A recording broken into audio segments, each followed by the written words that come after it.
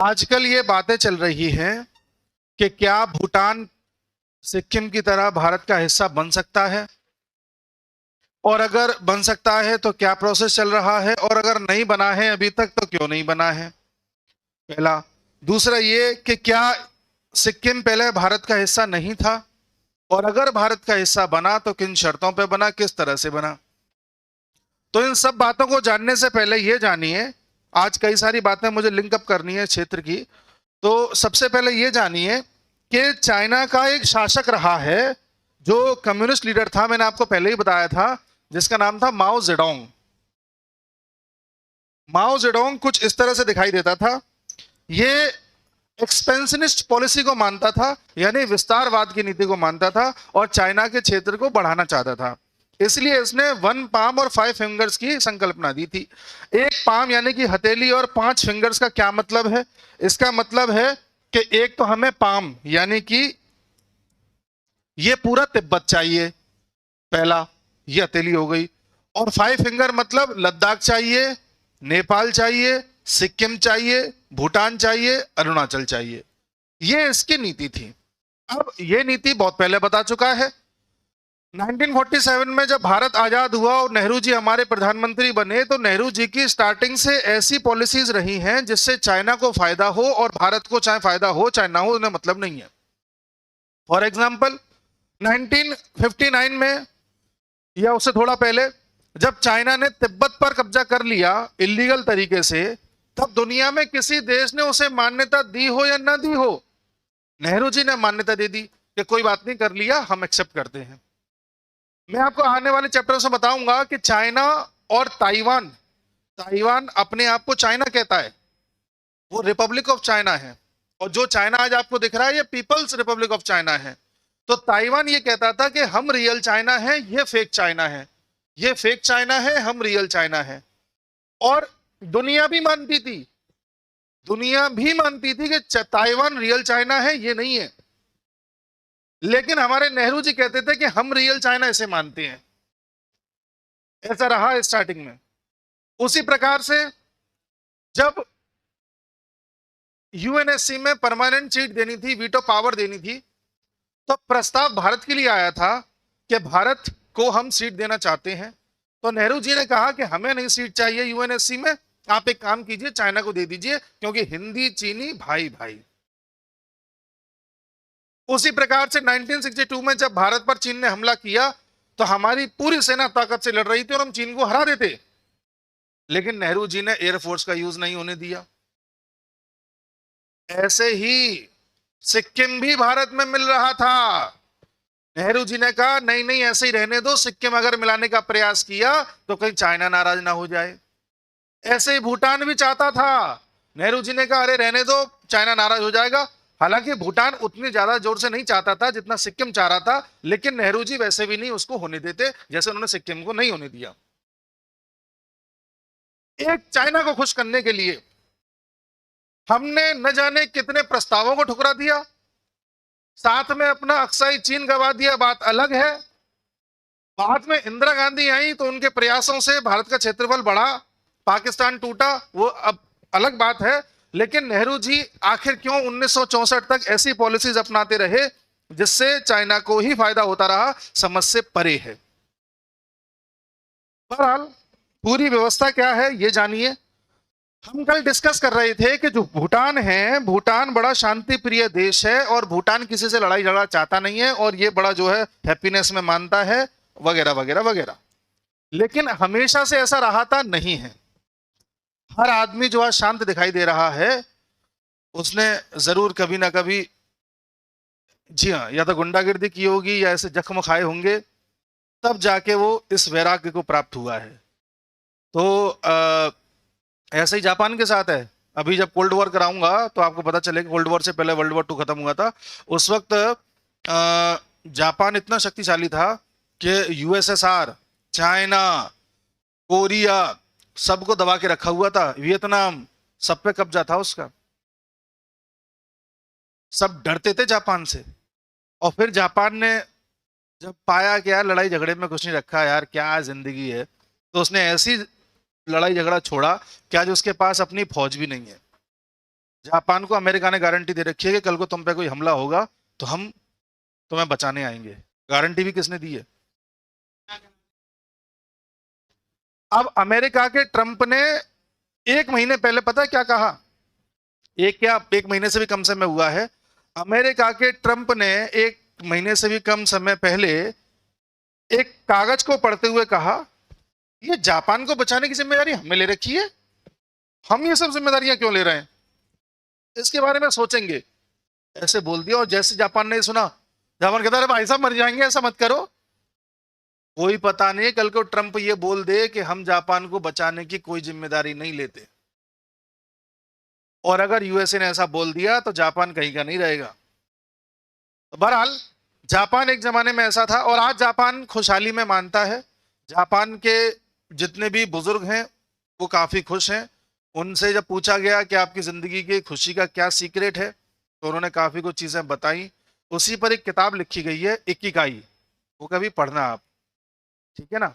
और वो जो बता रहे हैं कोई नई बात नहीं बता रहे हैं, हम उसी प्रकार का कल्चर फॉलो करते आए हैं। पर हमारे देश के लोगों की आदत है अपना कल्चर छोड़ते हैं, विदेशी कल्चर पकड़ते हैं, फिर ये जानने का प्रयास करते हैं किसी तीसरे देश से कि खुश कैसे रहें। बहरहाल तो ये बात है लगभग 1700 के बाद की, उसी के आसपास की। हमारे देश में अंग्रेज धीरे धीरे फैल रहे थे और मुगल्स धीरे धीरे सिकुड़ रहे थे। थोड़े बहुत कमजोर मुगल्स कहीं कहीं पड़े हुए थे। ऐसी स्थिति में क्या होता है, जब अंग्रेज फैल रहे थे तो बंगाल के इस नीचे वाले इलाके को कूच बिहार कहते हैं। इस कूच बिहार के क्षेत्र में जो मुगल्स का हल्का फुल्का दबदबा था, उन्होंने इस संकट को भांप लिया कि अंग्रेज अपना विस्तार कर रहे हैं, और कूच बिहार को अंग्रेजों से बचाने के लिए मुगल्स ने मदद मांगी भूटान से। भूटान कहता है ठीक है हम आपकी मदद कर देंगे, हम आएंगे आपके साथ लड़ने के लिए और अंग्रेजों को नहीं आने देंगे। भूटान आया, कूच बिहार के राजा के साथ मिलकर के अंग्रेजों से लड़ा, अंग्रेजों को नहीं आने दिया, और उसके बाद फिर उस राजा को भी साइड कर दिया, और पूरे कूच बिहार पर भूटान का कब्जा हो गया। एक कालखंड ऐसा आया था जब भूटान का कब्जा इस पूरे क्षेत्र पर था। ऐसे ही एक कालखंड ऐसा आया था कि सिक्किम का कब्जा पूरे नीचे दार्जिलिंग तक था, और ऐसा ही एक कालखंड आया था जब नेपाल का कब्जा भी सिक्किम तक था। पूरा सिक्किम नहीं लेकिन काफी हद तक। एक्चुअल में यहां पर एक 4 कोणीय वो बनता है, नेपाल, चाइना, सिक्किम, भूटान। इसमें जो कल्चर है, कल्चर सिक्किम, तिब्बत और भूटान का एक जैसा है।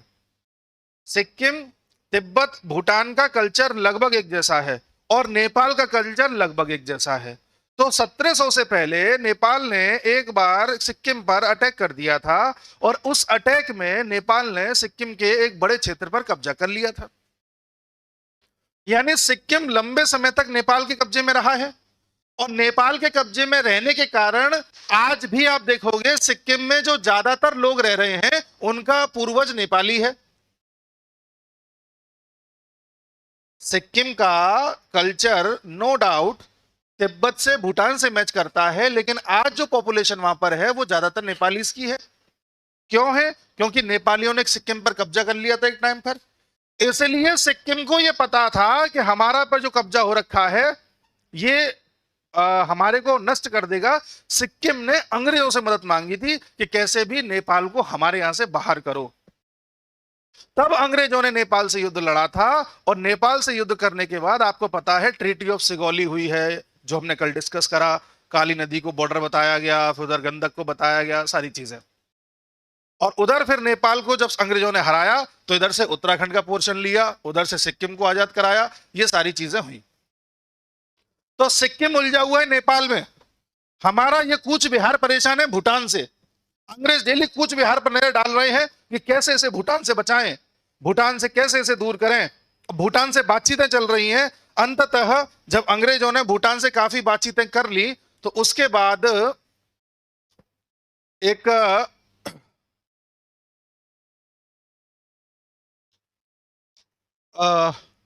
युद्ध होता है भूटानियों के साथ। उस युद्ध को बोलते हैं द्वार वॉर। याद करो, ज्योग्राफी में बताया था मैंने, एक दून होते हैं, एक द्वार होता है। दून होते हैं पहाड़ों के बीच का प्लेन एरिया, जैसे देहरादून, जम्मू दून, पठानकोट दून। और द्वार भी दून जैसी ही चीज है, लेकिन ये नॉर्थ ईस्ट से संबंधित है। वहां पर पहाड़ों के बीच में अगर क्षेत्र है तो उसे द्वार बोला जाता है।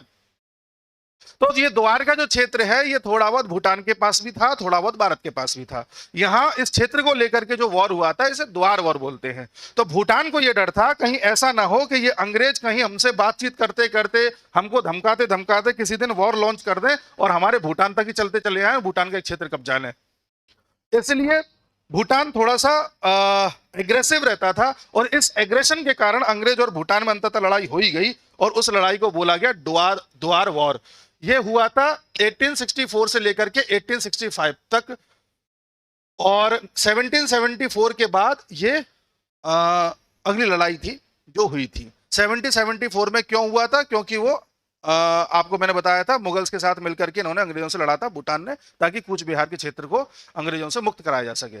फिर जब अंग्रेजों ने ये युद्ध लड़ा भूटान के साथ, तो इस युद्ध में भूटान हार गया, और भूटान जब हार गया तो अंग्रेजों ने भूटान का भी एक क्षेत्र, या एक कहें कि जो जिस क्षेत्र पर भूटान का कब्जा था उस पूरे क्षेत्र को आजाद करा लिया, और अब भूटान का क्षेत्र सिर्फ इतना बचा रह गया। अब भूटान आ गया एक दिक्कत में। भूटान कहता है यार कि अंग्रेजों ने हमें हरा दिया, हम इस क्षेत्र में गए थे, वहां पर चाय के बागान थे, वहां पर खेती बाड़ी हो रही थी, उससे हमारा इनकम आ रही थी। अंग्रेजों ने इस क्षेत्र को कब्जा लिया, इनकम भी गई। कल को हो सकता है कि अंग्रेज आकर के हमारे भूटान पे ही कब्जा कर लें, या भूटान के एक क्षेत्र पे कब्जा कर लें। तो भूटान टेंशन में आ गया। अब भूटान ने अंग्रेजों से करी एक डील, और भूटान ने कहा कि देखो भाई अंग्रेजों, मैं हो चुका हूं गरीब। अंग्रेजों ने कहा कैसे? कि ऐसे गरीब हो चुका हूं कि जो क्षेत्र आपने मेरे से वापस ले लिया, या कहें कि मेरे से छीन लिया है, यही वो क्षेत्र है जिससे मेरी कमाई हो रही थी और थोड़ा बहुत खर्चा पानी चल रहा था। अंग्रेजों ने कहा हाँ बात सही है। तो हम ये चाहते हैं, भूटान कह रहा अंग्रेजों से, हम ये चाहते हैं कि हम आपसे कभी नहीं लड़ेंगे, और आप भी हमको बुरी नजर से मत देखना। बस जो नुकसान मुझे हुआ है वो चाय के बागान आपके ले लेने के कारण, उसकी थोड़ी बहुत भरपाई करते रहना। अंग्रेजों ने कहा ठीक है देते रहेंगे थोड़ा बहुत पैसा, कोई दिक्कत नहीं, तुम अपना चलाओ काम।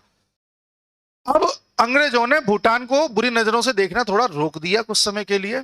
अब अंग्रेजों का फोकस था सिक्किम, क्योंकि सिक्किम में एक क्षेत्र आता था जिसका नाम था दार्जिलिंग, और अंग्रेजों की बुरी नजर दार्जिलिंग पे पड़ी इस भूटान के वॉर के बाद। क्योंकि अंग्रेजों को पता था कि अगर दार्जिलिंग वाला क्षेत्र हमने कब्जा लिया तो यहां पर चाय बहुत होती है, और इस चाय को बेच करके हम जो है एक अच्छा खासा मुनाफा कमा सकते हैं। आप जानते हैं हमारे देश में लोग चाय अब पी रहे हैं, लेकिन 1859 से पहले कोई जानता भी नहीं था चाय होती क्या है। 1859 से पहले चाइना होते हुए, चाय आसाम होते हुए भारत आई, और अंग्रेजों को जब लगा कि यार इसका टेस्ट बड़ा अच्छा है, कुछ भारतीयों को भी पसंद आ रहा है, तो उसे जानबूझ करके प्रचारित किया गया, और इसका व्यापार बढ़ाया गया। इसकी खेती अंग्रेज करवाने लगे, और अपने आप में एक बहुत बड़ी इंडस्ट्री इसको बना दिया गया। जैसे ड्रग्स इंडस्ट्री होती है उसी तरह से चाय को भी एक इंडस्ट्री बना दिया गया, और अंग्रेज इससे मुनाफा कमाते थे। अब अंग्रेज तो चले गए, लेकिन हमें नशेड़ी बना गए। तो अंग्रेजों को यह पता था कि अगर दार्जिलिंग चाहिए तो सिक्किम पर बुरी नजर रखो। अंग्रेज सिक्किम को बार बार डराते थे कि देखो तुमको हमने नेपाल से बचाया है, तुम पर नेपाल दोबारा कब्जा कर सकता है, वगैरह वगैरह वगैरह। तो सिक्किम को लगा कि हाँ ऐसा हो सकता है, बात तो इनकी सही है। तो सिक्किम ने कहा कि भाई देखो अंग्रेजों एक काम कर लो, कैसे भी करके हमें बचाते रहो कि आगे ऐसा कुछ हम पे हमला ना हो जाए। तब जाके अंग्रेजों में और सिक्किम में एक ट्रीटी साइन होती है, जिस ट्रीटी का नाम था ट्रीटी ऑफ तुमलोंग। ट्रीटी ऑफ तुमलोंग 1861 में होती है ब्रिटिश एम्पायर और सिक्किम के राजा के बीच, और इसमें ब्रिटेन ये गारंटी देता है कि हम सिक्किम को बचाते रहेंगे। और 1890 तक, 1890 तक ब्रिटेन ने सिक्किम को अपना प्रोटेक्टोरेट बना लिया, यानी कि सिक्किम पर कभी भी कोई हमला होगा तो अंग्रेज उसको बचाने आएंगे, लिखित रूप में इंश्योर कर दिया। सिक्किम की बात समझ में आ गई? भूटान का समझ में आ गया कि भूटान समेट दिया उधर, उधर नेपाल को सिक्किम से भगा दिया। अब सिक्किम बचा एक प्रांत टाइप का, जिसका अपना एक राजा है, लेकिन इसकी रक्षा की जिम्मेदारी किसकी है? ब्रिटिश की। अब 1947 में भारत आजाद हो जाता है।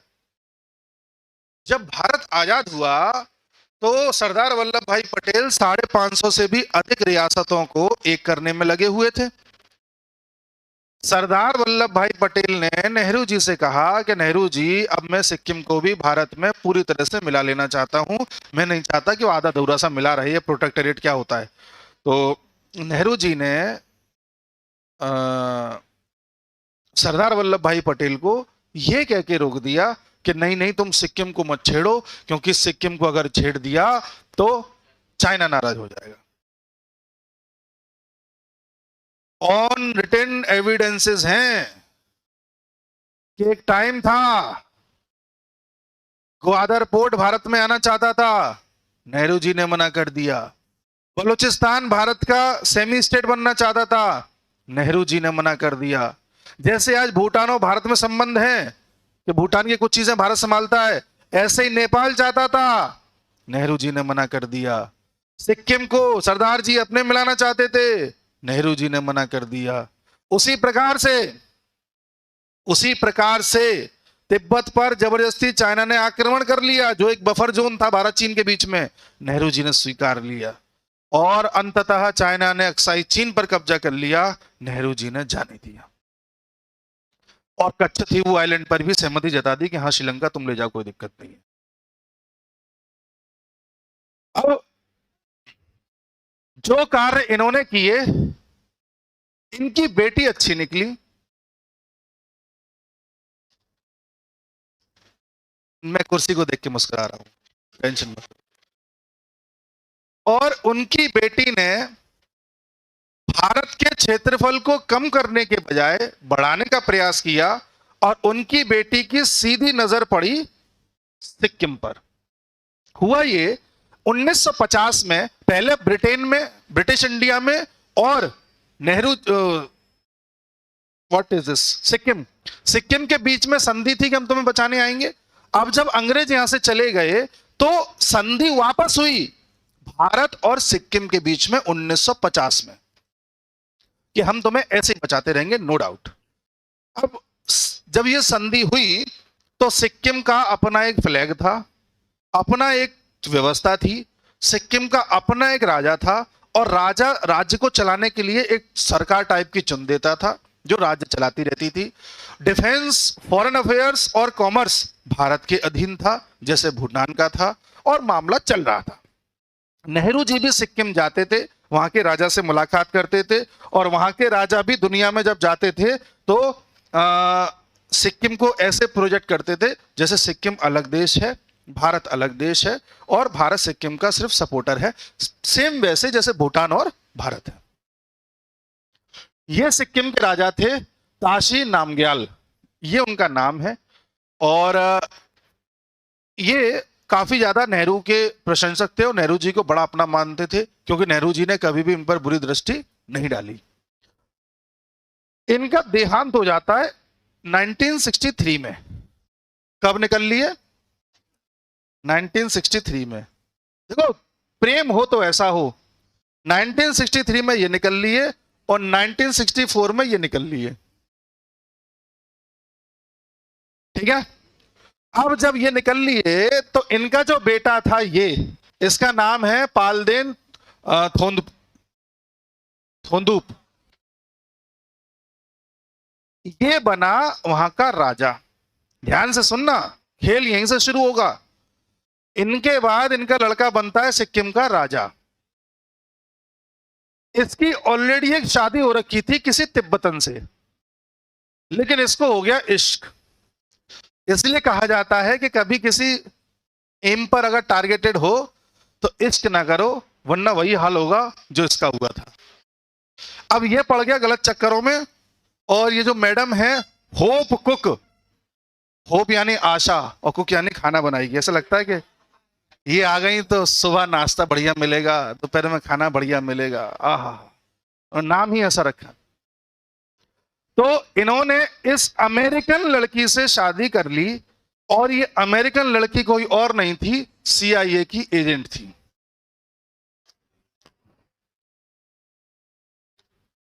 आपके जीवन में भी CIA एजेंट आ सकती है।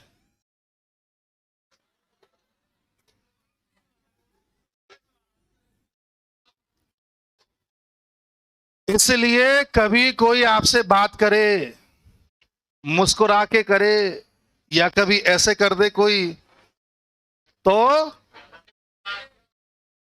हमेशा फोकस्ड रहना है।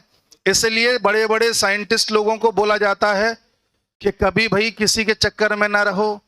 बड़े, हाँ जी, बड़े बड़े रॉ एजेंट्स को, मिलिट्री वालों को, आर्मी को, सबको बोला जाता है कि भैया इन सब चीजों से दूर रहो। और ऐसे कई केसेस पकड़े जाते हैं जहां पर कभी आईएसआई एजेंट, कभी कोई फांस लेती है और खेल खत्म हो जाता है। इस सीआईए एजेंट ने जैसी शादी करी इनसे, उसके बाद सिक्किम को ये कम चलाने लगे, ये ज्यादा चलाने लगी। और बताया जाने लगा, किताबों में छपता है कि उस समय सिक्किम इनके कहने पर ज्यादा चलता था। सिक्किम में अगर एक भी पत्ता हिलना है तो वो इन्हीं के इशारे पर हिलेगा। समझ गए? अब इंदिरा गांधी भारत में प्रधानमंत्री बन चुकी हैं। अजीत डोभाल 1967 के बैच से आईपीएस बन चुके हैं। अजीत डोभाल ने थोड़े साल बाद शादी कर ली है और अब वो हनीमून पे जाने वाले हैं। ऐसे में एक मीटिंग होती है आईबी की, इंटेलिजेंस ब्यूरो। उस मीटिंग में अजीत डोभाल से कहा जाता, सॉरी, सब लोग बैठे होते हैं और सबसे कहा जाता है, अजीत डोभाल भी उसमें एक होते हैं, सबसे कहा जाता है कि देखिए नॉर्थ ईस्ट में एक इंसर्जेंसी हो रही है और मिजोरम में एक अंदर ही अंदर सुगबुगाहट है कि मिजोरम एक अलग राष्ट्र बनना चाहता है। और वहां पर जो अभी शासक है लाल डेंगा, वो काफी उग्र हो गया है और अपनी जो सेना उसने बना रखी है। शासक क्या, वहां पर एक फ्रंट बना हुआ था, मिजोरम आर्मी लेफ्ट फ्रंट ऐसे करके। तो वहां पर इन लोगों ने उदम मचा रखा है। हम चाहते हैं कि आप ऑफिसर्स में से कोई एक ऑफिसर वहां जाए और इस पूरे ऑपरेशन को संभाले और मिजोरम में स्टेबिलिटी लेकर के आए। तो अजीत डोभाल जिनको हनीमून जाना था, उन्होंने सामने से हाथ खड़ा करके बोला कि सर मैं जाने को तैयार हूं। और अजीत डोभाल पहुंचते हैं मिजोरम। मिजोरम में लाल डेंगा से बातचीत होती है उनकी। और जब लाल डेंगा से बातचीत करते हैं और थोड़े बहुत दिन उससे मुलाकात करते हैं, तो अजीत डोभाल को यह समझ में आ जाता है कि मिजोरम में ये लाल डेंगा जो कुछ भी कर रहा है अपने दम पे नहीं कर रहा है। ये एक्चुअल में लाल डेंगा के 7 कमांडर्स हैं, उनके दम पर ये कर रहा है। ठीक है, 7 बड़े कमांडर्स इसने अपने पूरे मिजोरम में फैला रखे हैं, जो अलग अलग कमांड्स को गाइड कर रहे हैं और पूरे मिजोरम में प्रोटेस्ट करा रहे हैं और लेफ्ट एक्सट्रीमिज्म को बढ़ा रहे हैं। अजीत डोभाल ने पता लगा लिया।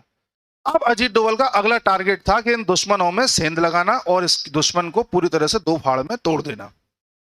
अब अजीत डोभाल ने रिश्ते तो बना ही लिए थे एज एन इंडियन ऑफिसर। कभी किसी से बात करने जा रहे हैं, ऐसा थोड़ी है जाते गोली मार देगा कोई, बातचीत तो सब करते ही हैं, कभी किसी से कभी किसी से।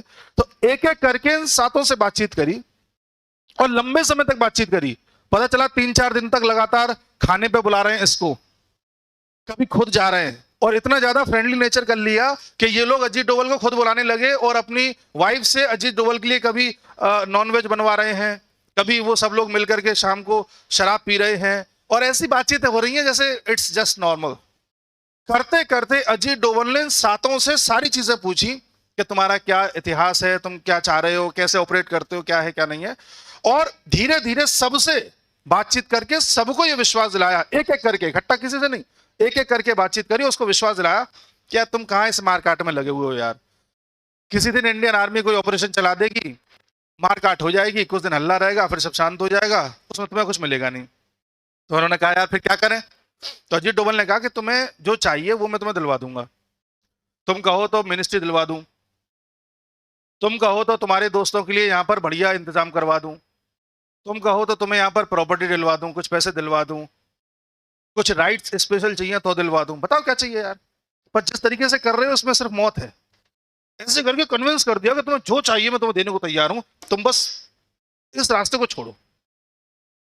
पहले को कन्विंस किया, दूसरे को किया, 7 थे, 7 में से 6 को कन्विंस कर डाला था। और इन 6 को नहीं पता था कि हम अजीत डोभाल के एजेंट बन चुके हैं। ये 7 जब मिलते थे तो मिलते तो ऐसे ही थे जैसे पहले मिल रहे थे, लेकिन अंदर ही अंदर लालच सबके अंदर जगा हुआ था। आज तो मिल रहे हैं लेकिन बहुत जल्द मैं कुछ बनने वाला हूं, इससे क्या पता, ऐसे करके।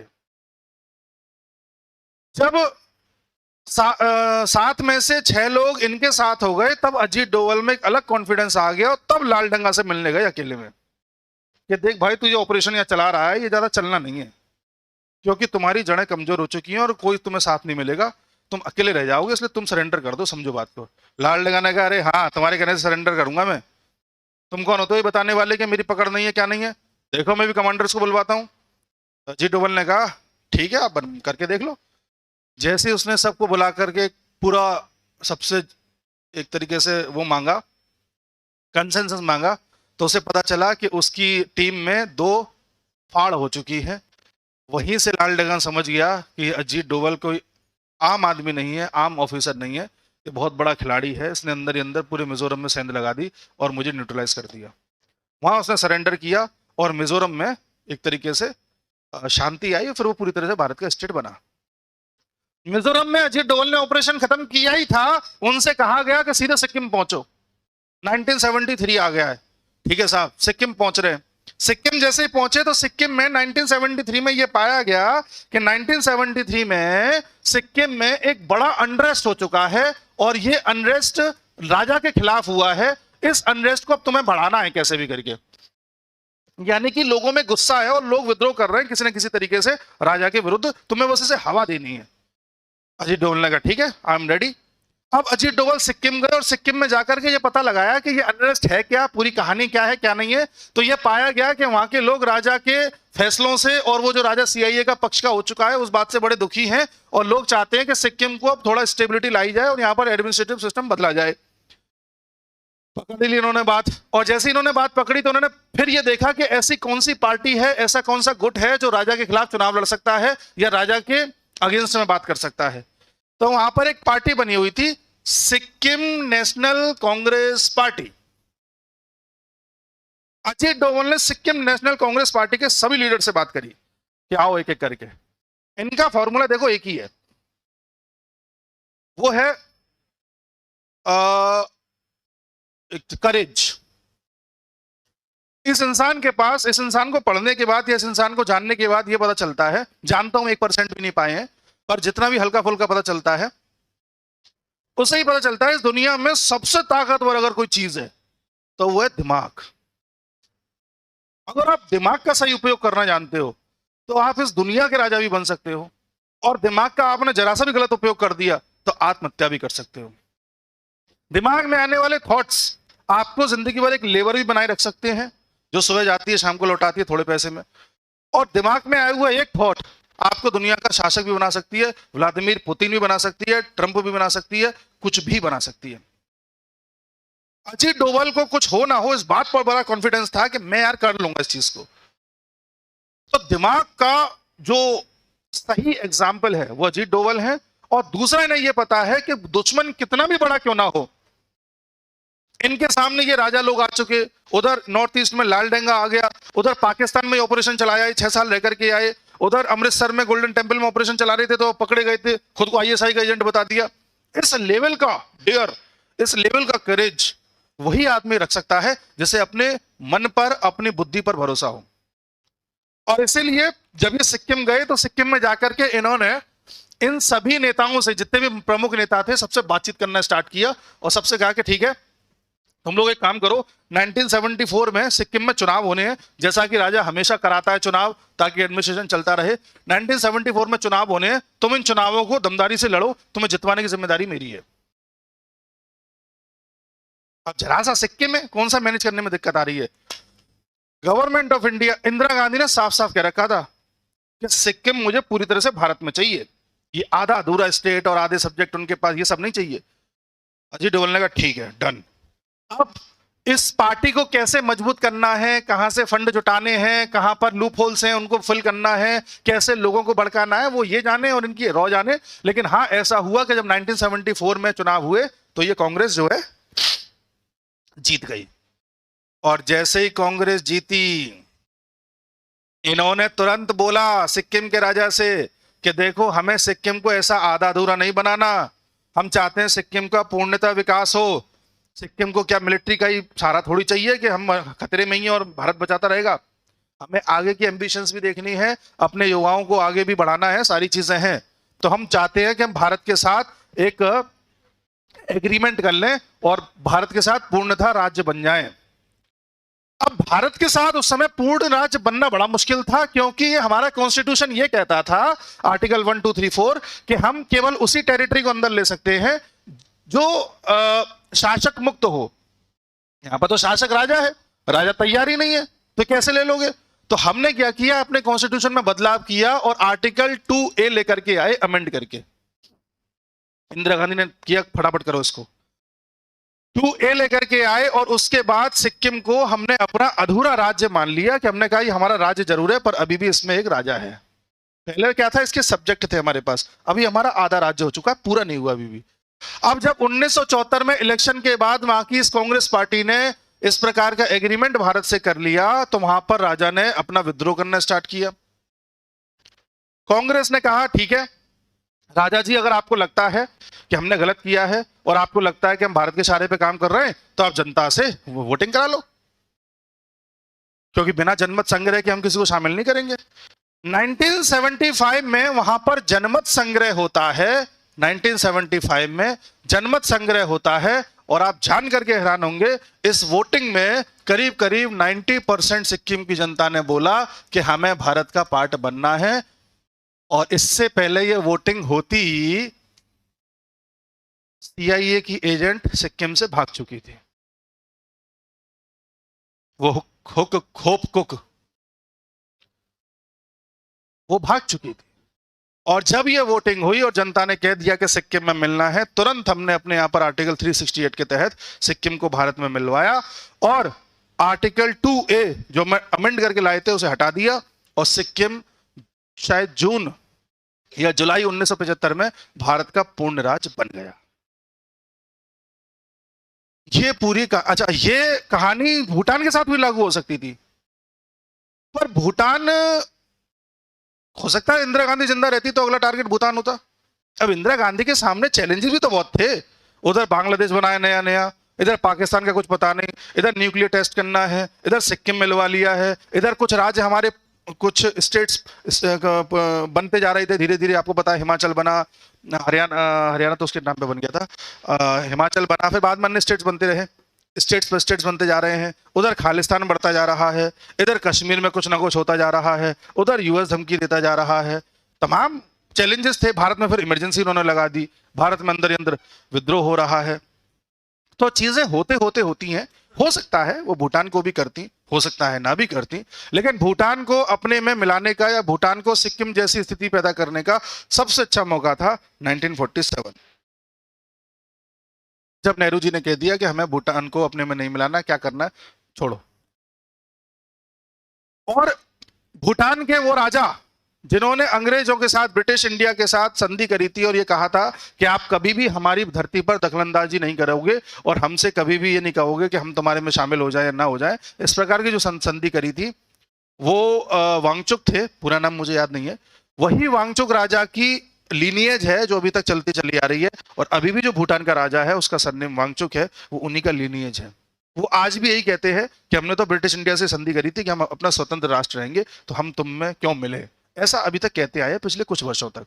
लेकिन हम देख रहे हैं पिछले 2-2.5 महीने से भूटान के प्राइम मिनिस्टर और राजा लगातार भारत की यात्रा कर रहे हैं, और बड़ी खुशी खुशी कर रहे हैं, ऐसा नहीं कि धमका के बुला रहे हैं हम या कोई मजबूरी में आ रहे हैं, वो लगातार यात्रा हो रही है। और माना जा रहा है कि 2-2.5 महीने में करीब 14 से 15 बार वहां के राजा और प्रधानमंत्री भारत आ चुके हैं। इतनी फ्रीक्वेंट यात्रा का क्या मतलब है, क्या पाना मुश्किल है, बट आने वाले समय में उम्मीद है कि इस क्षेत्र में कुछ बड़ा होने जा रहा है। बांग्लादेश का मोहम्मद यूनुस चाइना में जाके ये कह रहा है कि हम तो भाई बे ऑफ बंगाल के गार्जियन हैं, पूरा बे ऑफ बंगाल हम ही रखवाली कर रहे हैं उसकी।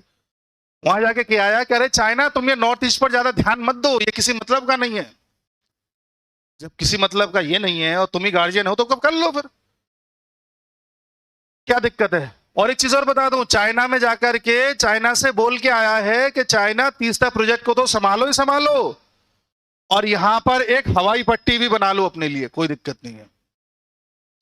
चाइना को एयरबेस बनाने की अनुमति दिया है।